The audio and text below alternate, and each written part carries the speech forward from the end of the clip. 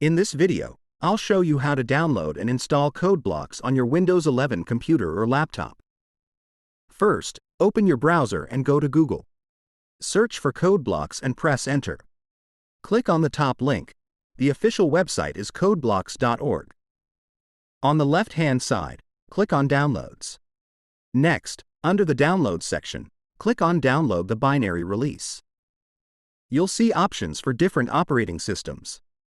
Click on Windows, since we're installing it on a Windows computer. Now scroll down to find the Windows download links. Look for the version labeled, the one that includes the compiler. Click on the SourceForge.net link next to it. The download should begin automatically. Once the installer has finished downloading, open it. Follow the on-screen instructions. Click I agree. Leave all options selected and click Next. Choose your install location or leave it default. Then click Install. After the installation completes, launch code blocks.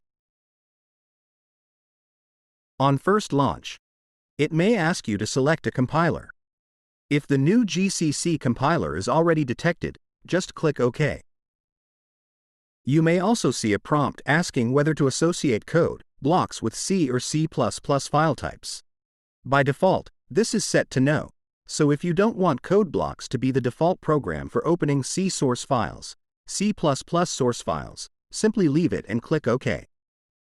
But if you do want code blocks to automatically open those files in the future, click Yes. And that's it. You've successfully downloaded and installed code blocks.